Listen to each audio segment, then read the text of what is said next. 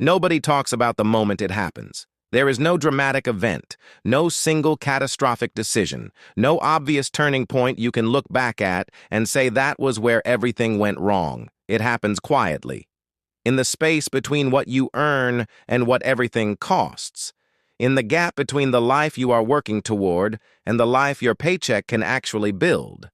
And the most unsettling part is not the struggle itself. It is the silence around it. Because millions of people are experiencing the exact same quiet financial suffocation, and every single one of them believes, somewhere deep in their chest, that they are the only one. You are not the only one. And what you are about to hear has never been explained to most people who needed it most. Raymond works in healthcare administration in Phoenix, Arizona, 34 years old, 11 years into a career he built deliberately. Makes $67,000 annually, which felt like a rival when he first reached it. He is not careless with money. He researches purchases before making them. He meal preps on Sundays. He canceled subscriptions he was not using. He drives a 5-year-old Honda he maintains carefully. He does the things financially responsible adults are supposed to do. And yet every Thursday, 2 days before payday, Raymond opens his banking app with the specific hesitation of someone who already suspects what they are about to see. The balance confirms it. Not a crisis. Never quite a crisis. Just the permanent proximity to one. His rent increased $340 in the past 18 months on a lease he cannot afford to leave because the cost of moving plus first and last month's deposit on a new place would require money he does not have access to. His health insurance premium absorbed another $47 monthly when his employer adjusted the plan structure last open enrollment. The grocery bill that used to average $380 per month now averages $510 for the same household, the same items, the same store. And Raymond has not changed anything about how he lives. The world around his paycheck simply became more expensive than his paycheck grew. Here is what nobody tells you about the modern cost of living. It does not rise in ways that feel like emergencies. It rises in ways that feel like ordinary life. The rent increase arrives as a lease renewal letter. The insurance premium changes appear in an enrollment document full of language designed to be difficult to parse quickly. The grocery bill creeps upward by $3 here, $6 there, in amounts too small to generate alarm, but too consistent to ignore over time. Each individual increase is absorbable. The accumulation of all of them simultaneously is what changes everything. In the past 4 years, the cost of shelter, food, transportation, healthcare, and utilities have all increased at rates that consistently outpaced wage growth for middle-income American households. This is not a perception problem. It is not anxiety distorting reality. The data is unambiguous. Ordinary American life, the version involving a modest home, a reliable car, adequate nutrition, and basic health care, now costs substantially more than it did even 5 years ago relative to what median wages can support. Raymond is not imagining that things feel harder. Things are harder. And the reason most people cannot fully articulate why is that the system creating this pressure was specifically not designed to be visible. There is a particular psychological experience that comes from working at full capacity and still not gaining ground. Economists have studied it, psychologists have documented it, but almost nobody explains it plainly in the context of everyday financial life. When effort stops producing proportional outcomes, something shifts internally. The connection between action and result, which is the psychological foundation of motivation, begins to feel unreliable. Raymond got a performance review last year. Strong feedback. A 3.2% raise. Inflation that year ran at 4.1%. He received recognition, worked harder than the previous year, and his real purchasing power declined. There is no rational framework in which that outcome produces motivation. Yet Raymond continues. Because the alternative is not continuing, and that is not a real alternative for someone with obligations. But the cost of continuing without gaining ground is not merely financial. It is the slow erosion of the belief that the connection between effort and outcome is reliable. And when that belief erodes, the psychological consequences reach into every area of a person's life far beyond their bank account. This is what financial stress actually costs. Not just money. Cognitive bandwidth, relationship quality, physical health, the ability to be present in moments that have nothing to do with money but require mental space that financial anxiety has already occupied. The trap Raymond lives inside has a specific architecture, and understanding that architecture is the only way to begin thinking about it differently. Here is how it functions. Wages are structured around what employers need to pay to retain labor, not around what the full cost of a modern life requires to feel genuinely stable. The consumer credit system exists to bridge that gap. When income cannot cover desired consumption, credit fills the distance. And credit, by design, is most profitable when the balance is never fully eliminated. The housing market in most American cities has disconnected from local wage levels. The ratio of median home price to median income in cities like Phoenix, Austin, Denver, and dozens of others has reached levels that make conventional home ownership on a single income mathematically inaccessible for most working adults. Healthcare costs require a separate conversation entirely. The United States spends more per capita on healthcare than any other developed nation, while producing health outcomes that rank significantly lower. The cost of being sick in America is a financial risk that most working families carry without any realistic ability to absorb it. None of this is Raymond's fault. None of it was caused by decisions he made or failed to make, but all of it lands on him, on his paycheck, on his Thursday banking app hesitation. And here's the part that makes the trap particularly effective. Because each of these pressures exists within a system that presents itself as neutral and meritocratic, the natural human response is to assume that personal inadequacy explains the gap between effort and outcome. Raymond blames himself, quietly, consistently, in ways he would never say aloud, and the system benefits from that silence enormously. Here is the psychological dimension that financial conversations almost never address honestly. Sustained financial pressure changes spending behavior in ways that appear irrational from the outside, but are deeply logical from the inside. When the brain operates under chronic resource scarcity, it does not shift into long-term optimization mode. It narrows. Psychologists call this the scarcity mindset. The mental bandwidth consumed by financial worry literally reduces cognitive capacity available for everything else. Studies have shown that the cognitive drain of financial stress produces effects roughly equivalent to losing a full night of sleep, consistently, regardless of whether the person slept well. And in that narrowed cognitive state, small purchases that deliver immediate relief become disproportionately attractive. Not because the person is weak, because the brain is doing exactly what brains do under sustained pressure, seeking the nearest available relief from discomfort.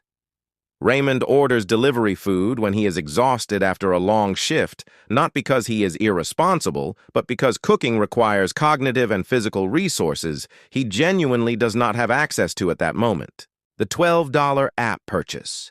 The impulsive online order that seemed completely necessary at 11 p.m. The slight upgrade chosen because after a week of difficult trade-offs, choosing something slightly better than the minimum feels like the only autonomy available. These are not character failures. They are neurologically predictable responses to sustained pressure. And the consumer economy is extraordinarily well calibrated to intercept people at exactly these moments. Every convenience purchase, every one-click checkout, every buy now, pay later option that converts a present impossibility into a series of future obligations that feel distant enough to accept. The design is not accidental. The financial services industry operates on a simple principle that is rarely stated plainly. The most profitable customer is not the wealthiest one. The most profitable customer is the one who earns enough to service debt indefinitely without earning enough to eliminate it. Raymond fits that profile precisely. His credit cards carry balances that generate interest income for the issuing bank every single month. Not because Raymond is irresponsible, because his margin is too thin to pay them down at the rate the interest accumulates. The interest rate on his primary card is 24.7%. The rate his bank pays him on his checking account balance is 0.01%. That gap, multiplied across hundreds of millions of accounts, is how consumer financial institutions generate profits that dwarf what their customers accumulate in a lifetime of careful saving. This is not criminal. These are disclosed terms in agreements Raymond signed. But they are terms most people sign without genuine comprehension of what they mean over time. Because the financial education that would allow that comprehension was never provided in any systematic way. The school Raymond attended taught him to read, to calculate, to understand history and science and literature. It did not teach him what compound interest does to a carried balance over 5 years. It did not teach him the difference between an asset and a liability in practical terms. It did not teach him what inflation does to idle cash or why a paycheck is the beginning of a financial strategy rather than the end of one. That knowledge exists. It is not secret or inaccessible. But it was never delivered to the people who needed it most at the moment they needed it most. And the entities that profit from that gap had very little incentive to close it. People who have navigated out of financial survival mode share a specific shift in how they think about money, not in how much they have, in what they believe money is for. The survival framework treats money as something to get through the month. The wealth framework treats money as something to put to work. That distinction sounds simple, and it is. But living it consistently, when the margin is thin, and the pressures are real, and the exhaustion is genuine, requires a level of financial clarity that most people were never given the tools to develop. Here is what that clarity actually looks like in practical terms. It means understanding that every dollar carries a cost of ownership. A dollar sitting in a standard checking account is not neutral. It is losing purchasing power relative to inflation every single day it sits there idle. It means understanding that debt is not a feature of financial life. It is a tax on income, paid to whoever extended the credit, that compounds against you with the same mathematical force that investment returns compound in your favor. It means understanding that the difference between people who build wealth on moderate incomes and people who struggle on the same incomes is rarely discipline or intelligence. It is almost always the timing and consistency of redirecting even small amounts of earned income into vehicles that grow independent of ongoing labor. An index fund does not care whether you are exhausted on a Thursday. A high-yield account does not require your cognitive bandwidth to generate its return. Assets work on a schedule that has nothing to do with how you are feeling. And building even a small position in assets that compound over time is how the arithmetic of financial life begins to shift from working against you to working alongside you. Raymond cannot change his rent increase. He cannot reverse the grocery inflation or restructure his employer's health insurance plan. He cannot make the housing market in Phoenix accessible on his current income or eliminate the student debt that arrived before he understood what it would actually cost him. But there are things Raymond can change right now with what he currently has. He can stop the buy, now pay later services. Every one of them. Today. Because each one is a future obligation that is narrowing the already thin margin he has to work with. He can identify the highest interest rate debt he carries and direct every dollar beyond essential expenses toward eliminating it before anything else. Not the largest balance, the highest rate. Because that is where his money is being most aggressively consumed. He can open a high-yield savings account at an online institution and begin accumulating a buffer. Not a large one initially. a buffer sufficient to break the cycle where every unexpected expense immediately becomes new debt. That buffer changes the psychology of every subsequent financial decision. He can capture his full employer retirement match if he is not already doing so, because that match is the single highest guaranteed return available to him, and leaving it uncaptured is the equivalent of declining part of his compensation. He can begin directing even $40 per month into a broad market index fund with a long time horizon. Not because $40 transforms anything immediately, but because beginning the habit of converting income into assets, at whatever scale is currently possible, is the foundational behavior of every financial outcome he is trying to build toward. And he can continue learning, not passively, actively and consistently, because the gap between where Raymond is and where he wants to be is not primarily an income gap or a discipline gap, it is an information gap, and information gaps close. The financial pressure Raymond carries is real. It is not imagined, not exaggerated, not the result of choices that could simply have been made differently with the information he had at the time he had it. But it is also not permanent. Not because the system will change to accommodate him. It probably will not change fast enough to matter for the decisions he needs to make right now. But because the understanding of how the system actually works is itself a form of leverage. When you can see clearly what is creating the pressure, you stop spending cognitive energy on self-blame and start spending it on navigation.